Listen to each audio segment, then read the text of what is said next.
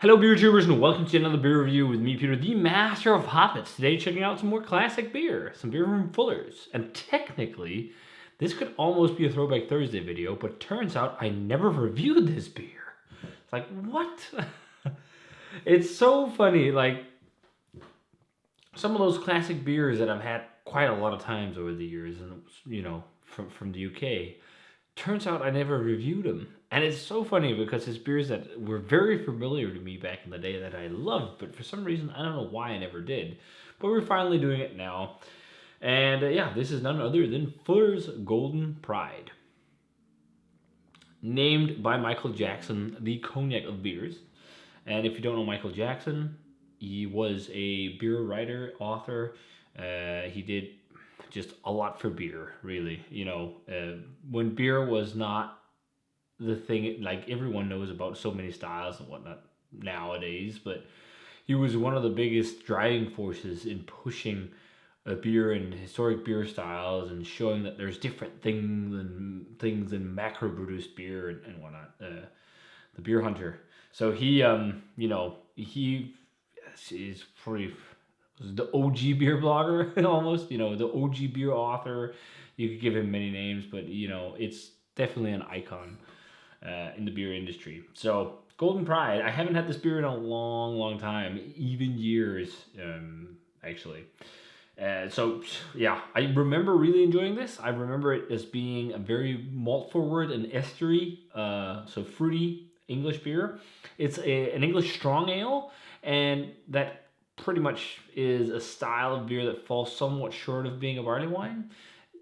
Barley wines are often much stronger in ABV and character, and this is just a little less than that. It's 8.5%, and it's brewed with pale ale and crystal malts, as it says here. Looking into the bottle here, it looks like it is not a bottle conditioned beer because there's no sediment or anything, but back in the day, Fuller's did bottle conditioning on most of their beers. I think pretty much the only beers they still bottle condition nowadays is the vintage ales. So that's one of the big differences, from the way they at least used to do it. But let's have a look here at the beer in my Fuller's Snifter. I still have this. I bought this at the brewery in like 2009 or something like that. And it still looks quite nice. So yeah, this pours a beautiful like mahogany, super clear mahogany color, like slightly copper, and even with a hint of ruby reddiness to it. Like it's like slightly ruby red. A nice looking beige-ish head. It poured out with a fairly nice head pouring out in the glass, and I can smell like lots of crystal malt from here, like a very nice caramelly aroma. So let's check it out. Oh yeah, so the thing is, I don't know about the age on this bottle, but I think it's an older bottle. I should have looked on the cap. I don't know where that went. Maybe on the floor or something when I opened this. Because it smells like it's slightly oxidized. I can't remember how long of a shelf life they give the beers, and it's been a long time since I've actually seen this around in bottle shops and whatnot. I ended up buying this online, but it expires next year. So I'm wondering if this is an older bottle. But because it has like port, slightly sherry-like vibes, sweet toffee, caramelly malt, like English fruitcake. Like it has a huge fruity aroma. Like again, it's like kind of like fruitcake or like a yeah. It's like it's darker fruitiness, but it's kind of like what's it called? Figs, and it's almost like when you do these fig preserves, kind of like marmalades, like where you have these like small tubs you pair with cheese, kind of like a fig jam or a fig preserve or something like that. I'm actually getting a lot of that, and then like lots of caramel, almost like a light hint of a leathery note. It's super light, and smelling it now again, it's gone. So otherwise, like those caramel toffee, slight sugary touch to it. I don't remember it being sugary, but slightly. But mainly it's like big caramel malt and like a nice kind of fruity yeast character. And yeah, it smells very much like what you think of when you think English barley wine, but maybe not as full on. Just a little more light, even though it's an 8.5% beer, which is strong in English terms, but nowadays in craft beer it isn't. But it smells really nice. Let's try, guys. Cheers.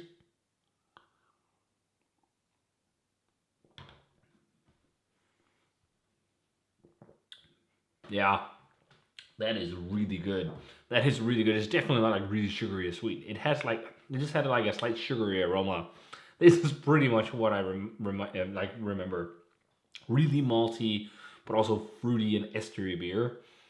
Like if you compare this to like let's say a modern interpretation of barley wine, at least from a lot of American craft brewers and whatnot, and also European ones nowadays, really sweet, really crazy malty, really awesome. And this again, it falls a little bit short, but it's almost like something like that, just less sweet, more bitter, and more fruity. Like there's actually a substantial hop bitterness to this, and it's the same with the vintage ales. The vintage ales from Fuller's also often have a substantial hop bitterness and hop flavor, and they often showcase specific hops in the different vintage ales.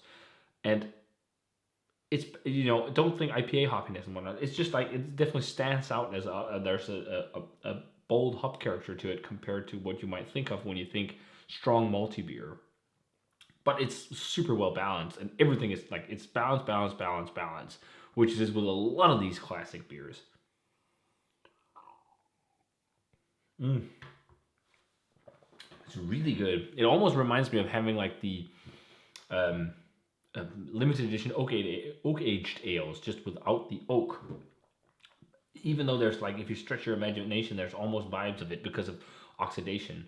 It's just light oxidation in this case and it's slightly sherry port like, and maybe they're giving this a year. I can't remember how much they give it in terms of shelf life, so it could be a fresher bottle, but it's definitely something has happened in the bottle and you can taste it because it's usually you don't get flavors of port and sherry and whatnot in a beer unless it's because it's starting to oxidize just a little bit. And I'm getting that there, but it suits the beer. And this kind of beer definitely, does well with flavors like that. But I'm really impressed by the way the hop character really cuts the sweetness well. But it's so well balanced. Like it's not like a lot of hops, but it's like a peppery, slightly hedgerowy kind of almost like pithy citrus. And it's undefinable citrus almost like it's almost like just licking like a pith of it could be grapefruit, but just a little like a tiny amount just to offset the maltiness. But really like fruit cakey and like that fig preserve kind of thing.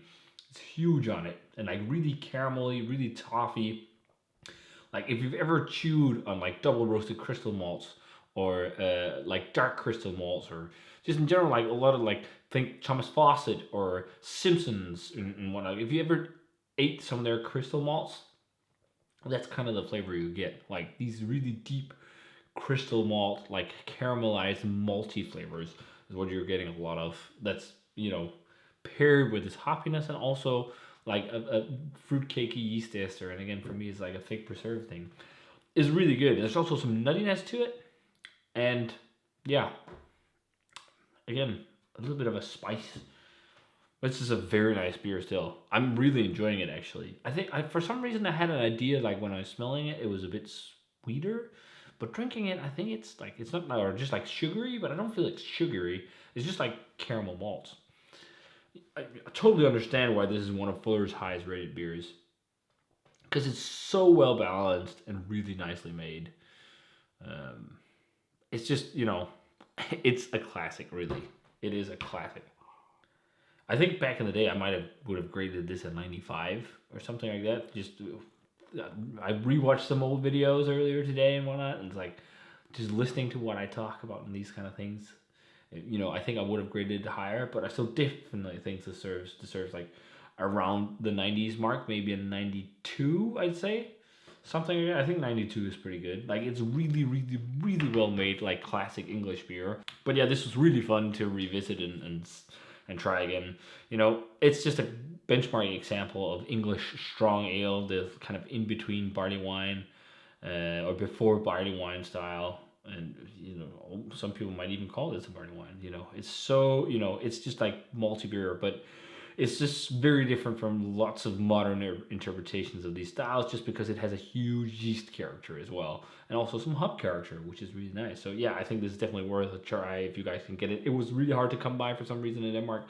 Again, I had to order it online, but I found it. And I'm very happy I did because this was a fun nostalgic revisit. Again, somewhat similar to the vintage ales. but I think again they're built on it. But very, very good stuff. So yeah, 92 guys for the Golden Pride, delicious. If you guys had a chance to try this one in recent times, or revisit it, or just had it back in the day, let me know what you thought of it. And as always, remember to comment, subscribe, check out the Facebook fan page and Twitter and Instagram. Give this video a thumbs up if you enjoyed it. Ring the bell for future notifications about videos. And I want to say cheers in some Golden Pride. And see you guys in another video review.